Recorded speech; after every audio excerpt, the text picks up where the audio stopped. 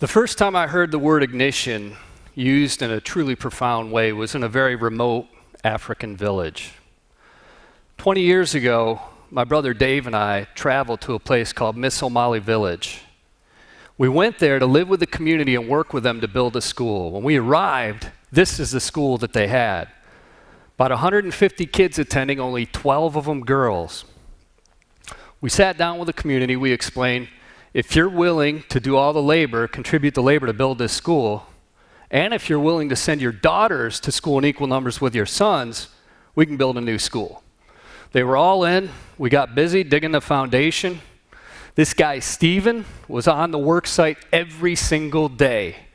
He became my best friend in the village. He had my back all the time. He also became my mentor. Progress was going along really well until my brother Dave collapsed from malaria and almost died. 8 days later, I had 104-degree fever. I had malaria. I went down, I collapsed, lost consciousness.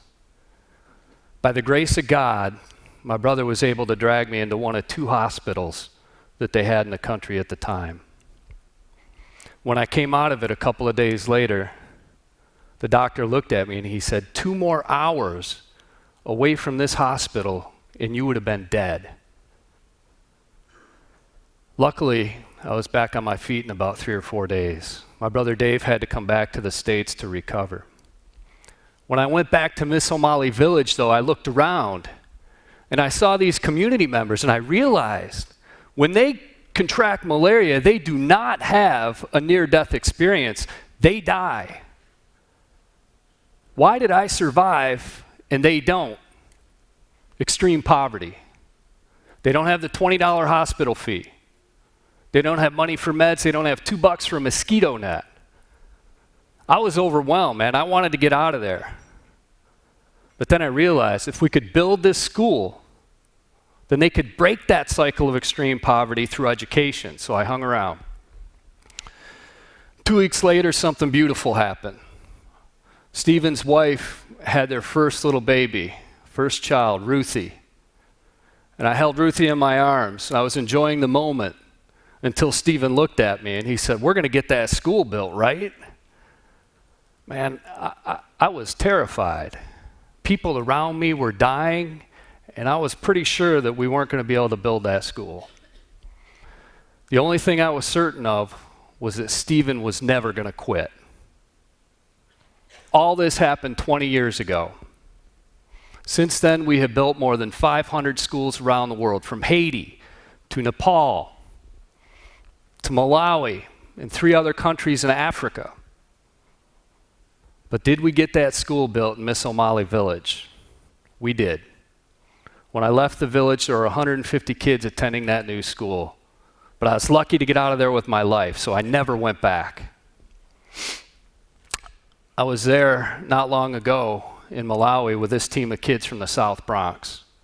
I decided after 20 years I needed to go and see what happened to the community and to that school. When I arrived, I was devastated. Our construction supervisor and his entire family died from AIDS. The chief of the village, when I was there, he died from AIDS.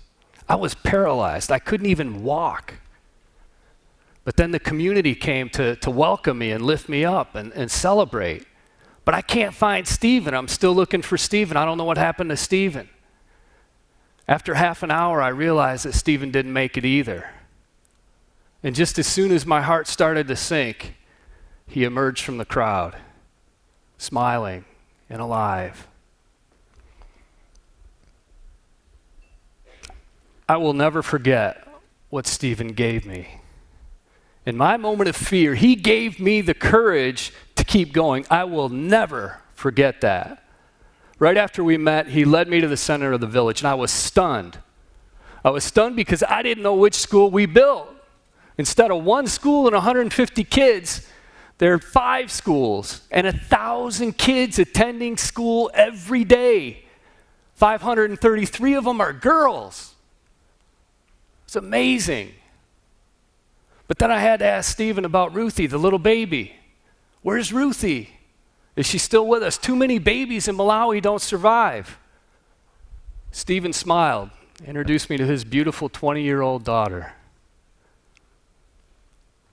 And then he was beaming with pride when he explained that Ruthie attended that school that we built. She attended all 5 of those schools. And he lowered his voice. I could barely hear him. He was whispering. He said, "You know, I'm an illiterate man. I can't even write my own name.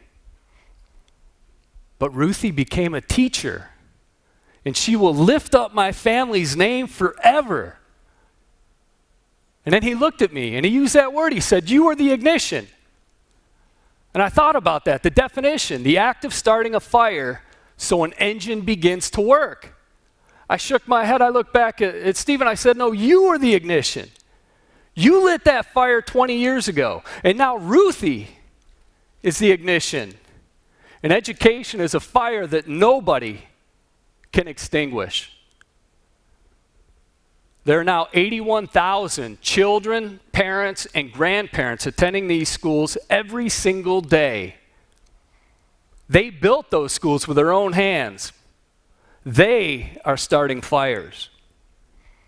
I learned from Stephen that if we are willing to confront our fears, if we have the courage to confront our fears, we can lead much bigger lives. So I invite you to decide what you're passionate about. Confront your fears if you've got them, and light a fire. It is a flame that nobody can put out. Thank you very much.